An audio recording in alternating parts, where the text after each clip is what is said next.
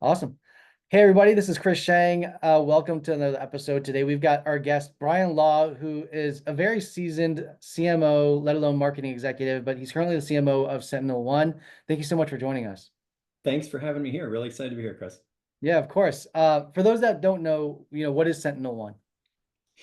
So we're a cybersecurity company, and that may not necessarily mean a lot to many of you, but if you think of all of the potential places that others can try and hack in and to break into your systems, we're there to protect customers. And we're really the first and best when it comes to leveraging AI to not only detect as many of those signals as possible, but also to detect them as fast as possible and remediate them or sort of address them.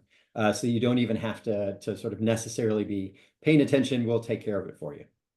Very cool. Is there certain types of companies that you guys tend to work with? Is it mostly just enterprise, or do you guys go? Uh, so, I mean, the reality is all of us, from individuals up to large enterprises, should be thinking about our security and particularly in the cyberspace.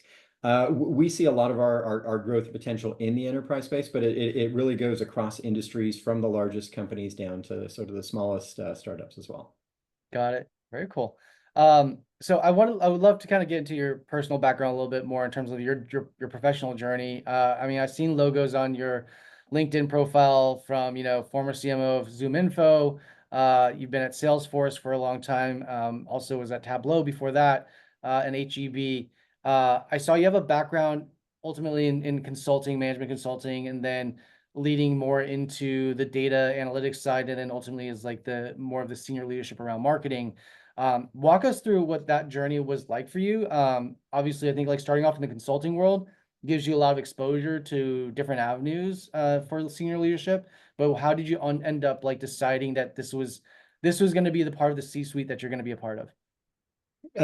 Yeah, sure. And certainly, if you'd asked me probably in many periods in the first half of my career, I wouldn't have told you I would have ended up in Or marketing, but it's been a really great fit. So yeah, as you acknowledged, the first 12 years of my career were in consulting and strategy. The very, very beginning was more around people. So leadership development, performance management, employee engagement, things that I'm still really passionate about, and I think have been really helpful as I've become a leader of larger teams. But the larger chunk was around corporate strategy. So helping companies grow really across industries and verticals, did it in a lot of different countries. And a lot of that was sort of overall company strategy, growth strategy, sort of go-to-market sales and marketing strategy, inclusive of, which are the customer segments we should go after? What do they care about? How can we effectively position, our products or services? In so many ways, I was doing marketing, but didn't really associate it with being marketing. And then I went into internal strategy at Google. I was part of the central strategy team focused on go-to-market. And I actually only got into marketing at a company called Rackspace in Texas. And I was chief of staff to the CEO with a plan of rolling out into the business. And an area that needed help was marketing. I think there was a lot of want to have better alignment between sales and marketing and to have better sort of data-driven decisions and visibility in terms of not only what marketing was doing, but the impact that it was having. And Mhm. better leveraging data and analytics to sort of drive the decision making and figuring out who to go after. And that was how I got into the marketing space. And then I did continue it at Tableau, into Salesforce, and then at ZoomInfo. I'm now at SentinelOne. So it's been really sort of through the demand gen analytics operations side of the house that I grew my career. Yeah, I mean, which I guess like makes sense because I feel like marketing, the visibility behind marketing has evolved a lot, especially like in the past, decade plus. Uh, I- you know, to, I think when I was in college, when I thought about marketing back in like the late 90s, or like early 2000s, it was like you thought it was like the creative aspect of business, right? And I think we see it now where it's primarily data driven, and there is, yes, a creative component in terms of like how you're trying to capture the attention and around using messaging and then assets and collateral, but you're using data to then dictate like if that's accurate or not, right? And so from a more like senior leadership, as somebody who's kind of come in from that perspective, like how much do you feel like there is like that creative part, or like this somewhat maybe like artistic part of Yeah. marketing, but blended with the data side, in terms of like the different evolutions of the types of roles that you've had? Yeah. And I'm And sure so it's varied. yeah, and so one of the things, I mean, even when I was back in school, I was always like fascinated by people and actually really loved neuroscience and just essentially how our brains work and how we tick and why we make the decisions that we make. And I think that plays a really important role in marketing, but it also emphasizes why like the creative side of marketing is really important. So there's an institute, it's called the Ehrenberg Bass Institute. It's attached to the University of South Australia. For folks who haven't read the book How Brands Grow, I think it's the best marketing book Mm, that's out there. But a lot of what it talks about is essentially the way that our brains work, the ways that we encode or create memories and we retrieve those memories in relevant for marketing and business is there's buying situations that we're in. We have these thoughts, feelings, and emotions that essentially get triggered on our brain. You can think of them as types of memories or associations. And then we need to attach our brand to them. And so there's definitely a lot of data that can help you figure that out. And across companies, I've used data sort of either do surveys or now actually use synthetic audiences with AI to get you that information. But ultimately, to take that insight and take that data and do something with it, the most important things you can leverage are essentially storytelling and essentially emotion. The parts of our brain that process emotion or heuristics actually process way faster than the parts of our brain that process logic. And emotion is actually much more powerful. It helps us release different types of hormones in our brain. It's been proven with people who have damage to the part of the brain that processes emotion, you actually can't make decisions. So Damasio was a neuroscientist who found that out. And so there is a huge role to play for creativity and storytelling and marketing. But where I think data, as you were highlighting in the beginning, is really critical is to understand who are the accounts that we want to go after, or if you're thinking in the B2B space, or who are the individuals at those accounts in B2B, but also for B2C? What are the marketing activities that work best? What are the messages that potentially are going to carry the most impact? And again, you can do a lot of cool stuff now with AI to test those pieces. But it is a match of the sort of the more analytical and the creative sides that I think allow marketing to have the most impact. interesting. Yeah, I love that. I mean, because I do feel like when you're trying to analyze the different personas within this a target like say ICP, there you have to speak differently to each persona to get maybe the overall account to buy in, right? It's like the CFO might be making the financial decision and they're going to care about different things than the end user of the product versus perhaps the champion of the product, right? And so like talking to HR versus talking to somebody in the C-suite as a CFO will be very, very different. So actually both yes and no. So Wharton's neuroscience initiative did some research which I thought was really fascinating. I'll sort of summarize it in this idea that there's sort of like a collective brain across Mhm. people. And the more that people have the same impressions of your brand, actually the faster your brain grows. And so it flies in the face a little bit of personalization. Sure. I think the way that I've married those two things together is you want to be as consistently distinctive as you can in your branding. So from a visual, from a messaging point of view, you kind of want to like just be hammering the same message over time so that it's impossible for people to not understand who you are. That said, within that, you can sort of customize the messaging a little bit to make sure that it's relevant to the use case or sort of the particular problem of the different people in your buying group. But it is different to me than you really want to think about the different segments and talk differently to those Yeah. segments, or you want to think meaningfully differently and talk meaningfully differently to the different people in the buying group, because just research hasn't borne that out. And coming from a business school that focused in marketing, it does contradict some of the things that I learned. But the way that I guess I've sort of tried to rationalize it is there's sort of what works in like the lab, where everyone has perfect information and they have perfect time to really understand all of the different vendors that are out there and what makes you distinct. And then the practical reality, which is we don't have a lot of time. We're making tons of decisions every day. This is important, but not important enough that we're going to dedicate lots of time to making the decision. And so many times what happens is we're coming into a buying situation. We're like, okay, we need to figure out a solution. What are the brands that I think of? And then you'll have a subset of brands. And in fact, some research from Google and Bain now almost 2 years ago found that 80 to 90% of B2B buyers have a day one list. 90% of the time they choose from that day one list. And Mhm. so we'll have a few brands and then you generally choose from them. And so a lot of those demand gen efforts, once people have already selected that first set of companies, isn't effective unless you're already in that group. And so, yeah, a lot of the things I think the research actually now shows is consistent understanding across segments, across people, tailored to what's relevant to their buying situations.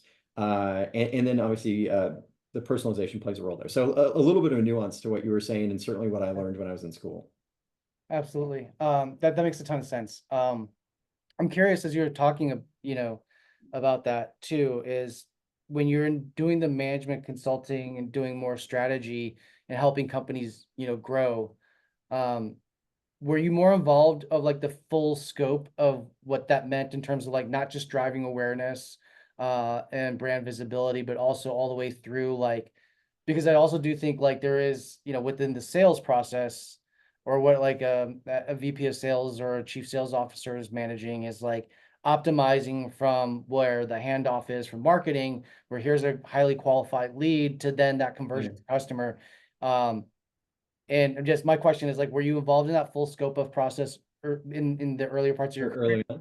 Yeah, and yeah, Yeah, and so I mean, interestingly, when I was doing a lot of that original consulting work, we were normally hired by the CEO and the executive team rather than marketing or sales, right, and it was much more and it would be normally fairly large companies that we were working with. It would be sort of at the level of, we would call it sort of like where to play and how to win. So like which customer segment should we be going after, which geos, which product categories. And then once we'd aligned on those things, like what are the things that the company needs to do to be successful, which could be, investing in sales and marketing, or thinking about, differently about how you are manufacturing your goods or the supply chain, or just could be any host of things that were relevant.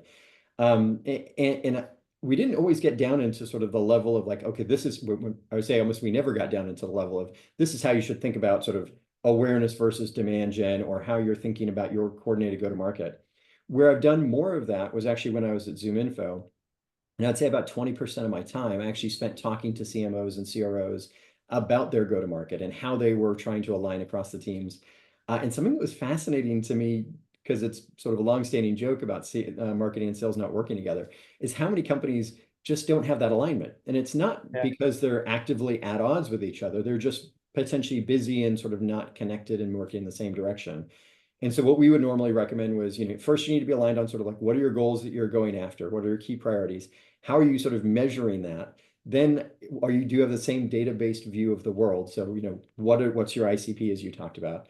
And then are you aligning on the actual sort of key motions that are going to get you out and sort of having a coordinated, this is the account we're going to go after, and these are the things we're going to do for marketing and sales. These are the key messages that we're going to land across channels. And then how are you holistically looking at performance, and are you holding each other accountable? And so I'd say I actually did more of that consulting when I was not a consultant, when I was working yeah, as the CMO at ZoomInfo. But I found it fascinating because there's just so many consistent issues that companies have that, I think the more that we work together across companies and across industries, we can solve more effectively. for sure. Has there been, in these from ZoomInfo, from being at Salesforce, even Google and what you're doing now at SentinelOne, has like I guess the when you kind of stepping into a role, you're kind of maybe like doing an audit in terms of like where do you actually need to emphasize most of your efforts is Yeah, how is that does that is there a way that you kind of typically go into it to make that assessment, or is that kind of like predetermined yeah. in terms of like as part of the hiring need for them and they're like we need somebody that fills this gap specifically and you found yourself as the guy that helps to fill that gap, or is it more so like we need somebody that can think more holistically, this is the wider problem and you're going in and you're diagnosing where that might be and then you come in with your own strategies to fill it in. Yeah, so I mean, I would certainly say, I mean, in part given my background, but I mean, there's a Wall Street Journal article about this maybe the beginning of last year. They was saying disproportionately now CMOs are being hired for being sort of demand gen CMOs, sort of your demand, Mhm. brand, product marketing, vast oversimplification of what marketing can do. But I think each time I've come in, it's been like, we really need to figure out how to drive more pipeline or more ACV as a company. But in terms of coming in and being successful, I think about it in a few different vectors. I mean, at the end of the day, uh, CMOs, just like many other sort of leaders that come in, but a lot of the things that we're going to try and influence take time to Yeah. materialize. And so you need to quickly identify who are the key sort of stakeholders in your organization, what do they care about, and how Mhm. can you show them some sort of near-term wins while you're building yourself credibility and time for some of the bigger things you want to work in. But those stakeholders are not just outside of your team, they're also within your team. And so one of the things I did at SentinelOne, I did it at ZoomInfo as well, is actually sort of in the first week is I sent a survey out to the entire team and said, hey, tell me what's working, what's not working, because I really want to know, because by most of the time it's all of the individuals on your team who actually know exactly what is and isn't working, and it just sort of gets diluted as it moves layers up in the organization. And then I try and talk to as many people as I can across the org, plus customers, plus analysts, and then synthesize all of that together and say, Mm. hey, based on what I've heard, uh, these are the key opportunities, and this is what I think we should do about it. And so that includes when I was a month in here at SentinelOne, I had small group sessions across marketing and essentially said, this is what I've heard from all of you. Does this resonate? And then once I got their alignment and buy-in across marketing, I then took it to my boss, the CEO, some of the other leaders, and really tried to create alignment of, okay, these are the problems we need to solve for. And then now this is how we're going to go and do it. Because I think one of the mistakes maybe I made earlier in my career is I assumed everyone was on the same page. Mm. And so I started marshaling towards the things that I thought were important, and I realized that in fact they weren't. And so even maybe in taking a step back, normally the three areas I evaluate myself and my team is outcomes, stakeholders, and team. And outcomes is one, you obviously need to sort of set those outcomes and make sure that the team's delivering. The second one from stakeholders, you actually really need to understand, first of all, who are the stakeholders and which ones are the most important. Sometimes that's missed.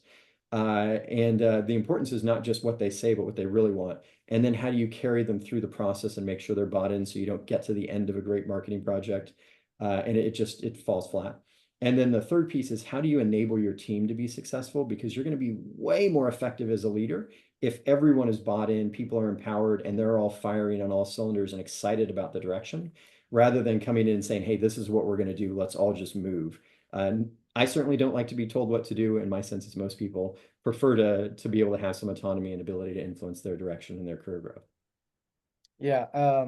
You mentioned the words bought in a couple of times in that explanation, especially around number two and number three. And I'm curious as to, and you also even just alluded to before making more of these assumptions, and now you're actually at the process to get that feedback loop in. Uh, when did that kind of click in for you, and how does that exercise then help you communicate to each individual to get that team buy-in? Because I feel like that's such a critical driver of success for number one, which is the outcomes, right? Like if Yeah. it's not even about like at that point the overarching strategy necessarily, it's the way that's communicated where everybody's on the same page to make it happen. Because if Yeah. there's people that's withholding you from that, it can definitely fall flat. Yeah, and I think a lot of it came from my consulting career in different Sure. ways. One, as a consultant, you unfortunately many times find you've spent a lot of time, worked really long hours, had actually, a number of nights you didn't sleep, pulling together what was this amazing strategy and set of recommendations, and then nothing happens with it. Mhm. It's so Mhm. discouraging and demoralizing. And so I think sort of going through that a few times, you realize that you really need to understand like what is the thing people are trying to solve for, what will help get something actually pushed forward from an idea to execution. And I've tried to take that lesson through. And then a second thing that it was also when I was in consulting, I had a sort of a mentor that I just learned a ton from in a number of different areas. But what I actually started doing anytime I'd work with a new team and I would meet someone and say, hey, excited to work with you. What are your goals? Like, where do you want to go? What gets you excited? What are you passionate about? And one, I find many people haven't been asked that question, including when I started at SentinelOne, and I would say, tell me a little bit about yourself. And I'm like, well, what are you passionate about? Yeah, no one's ever asked me that. But if you can actually find out what people are passionate about, it makes it much easier to align that with the work they're going to do. But then if they're passionate about the work they're doing, they're gonna put more time and effort into it. They're gonna go the extra mile. They're gonna commit themselves. And so I think that's a sort of those components have been really helpful. And then I think more broadly, the quicker you can get insights, the faster you can make decisions. And so, Mm. for example, I mentioned now you can use generative AI to create synthetic audiences, like fake people, where you can ask questions to and they can come back. So I can say, hey, I want to talk to, CIOs or chief information security officers about these things. And you can get that way faster than doing a survey that would take 3 months or the survey that I did with my team here at SentinelOne, which was a very fast way to sort of compile all that information together rather than, hoping over the coming months to get that together. And I think it's that coupled with showing people that you actually care and you want to listen and you're going to make changes based on what you hear. And then at the individual level, you make adjustments to how you interact with them based on what they have told you. And so I don't think there's anything particularly novel to it. It's asking questions and then listening and just figuring out how you can do those quickly to allow yourself to be successful and your team to be successful. Yeah. I mean, the way that you kind of described the exercise is very similar to kind of what we talked about in the very beginning in terms of like how do you talk to your ICP, right? It's like it's that truly kind of like understanding the neuroscience behind like why people make decisions. Yeah. As whether it's through marketing or through leadership and getting people bought in. Um, Super interesting stuff. Curious now, just kind of like, as you've been a CMO now for several years in different companies, and um, what have you noticed, I guess, like overall in terms of like, and also in like tech companies, right? And so like, Yeah. but how has the landscape changed? I think like we have seen some larger macroeconomic shifts since the SVB situation happened, and not necessarily as a direct correlation to that situation, but I think like it definitely woke people up to, cost of capital and like where capital is being allocated and being much more Yeah. stringent on that. And so whether that's from the tools that they end up using as part of their tech stack to even like the way that they are running the operations of the business, it seems like it's being felt across the board. And I'm curious as to how has that impacted you in terms of like your deployment of strategy, from a larger perspective. Yeah, things have influenced me both the broader market and then the companies that I worked for. So yeah, you highlighted some of the financial realities. Obviously, the COVID and the pandemic changed a lot around how people engage with each other. I think in some ways it's starting to shift back, but there was a long period where digital was just really the only way that you can engage with folks. And in some ways now, over the past couple of years, I think people are longing for more of the interpersonal interaction. There's actually some interesting research around sort of oxytocin, and when it's released from our brain, it helps with bonding. And some of the best ways for that to happen is in person, through eye contact, through physical touch. That you just can't replicate in some digital formats. And talking about the importance of emotion and that connection is key. But so I would say the things that I've noticed as key trends, certainly from a how marketing operates, being financially rigorous is important. ZoomInfo, I learned so much as a company that had 40% margin about you can always be more efficient than you think you are. And in many ways, it forces a lot of innovation to do that. So I think that's been more pressure on marketers. Certainly, there's more data available. There's actually treasure troves of data now, and it's how do you actually make useful insights and take actions based on those, which I think is really important. I do think social and sort of communities and relying on sort of others that you sort of trust in their opinion has become more and more valuable. I definitely think sort of analysts and whatnot carry and continue to carry a lot of weight, but I do think we are just overwhelmed with perspective. Many times we need to say, who do I trust and how can I rely on their perspectives and point of view? And then I think another one that's I think it's still in process of becoming a trend, but I always hear about like brand versus demand. Uh, and I think it's kind of like a false dichotomy because the reality is everything you are doing in marketing and as a company has the potential to impact your brand. Mhm. And it's about being consistently distinctive, as I mentioned, across all of your touch points. That's going to allow you to have an impact. And some of the research that came out of the Aaron Berg-Bass Institute was if you do something from a branding perspective and it has no impact on day 1 or 2 or 3 or 4 on your demand gen, it's never going to. Because the reality is the way that brand works is that ladders on top of each other, and over time it will be very effective in impacting your demand efforts if done well. But if it doesn't do anything in the near term, it's not ever going to do anything in the long term. Obviously, take into consideration, a lot of people are not in a buying cycle, and so you're reaching the people who are both in and outside. But that's the one I think that's kind of most interesting to me at the moment, and it's coming up more and more in B2B. It's B2C has known about this for a long time. But you need to think holistically about all of your touch points with customers, with your partners, with your employees, They all ladder up into representing your brand, and you want to be super thoughtful about who you stand for so that in those buying situations, people think about you and they don't necessarily need to know a ton. They need to know who you are, generally what you do, with who, how you can be accessed, and sort of where you can be found, so that they then go and search you out to help them solve their problem. And Mhm. yeah, and so like I do think all those other ones are true about you can better use data. I love using data. There's a lot of exciting stuff there. Being more thoughtful and financially rigorous, better, understanding sort of customers and pulling it together, using new channels and old channels that are just used more like social. But it's that one that I think is the best framing of how do you be mentally available as the way that it's talked about across all of your touch points, brand through demand. Yeah. And you mentioned, the longing for more of the interpersonal, in-person connection as part of like overall marketing shifts. Where do you It's funny because I feel like, yeah, we are longing for that, yet there's so much stuff that is in the market now that is like it's disproportionately like trying to, I guess, move us away from that. I don't know how successful it will be. I think it's still gonna have to have some time to play out in terms of all this generative AI and real outcomes and tangible outcomes. But Just something on that, I was going to say. Peter Weinberg, John Lombardo, they were leaders of LinkedIn's B2B Institute. They now have their own company called Evidenza that's doing a lot of this work with generative AI. And something that Peter says that I think is so great is that if you're going to do a sort of a bad marketing effort or sort of put poor creative out there, a great thing about generative AI is it can help you put that bad stuff out much faster.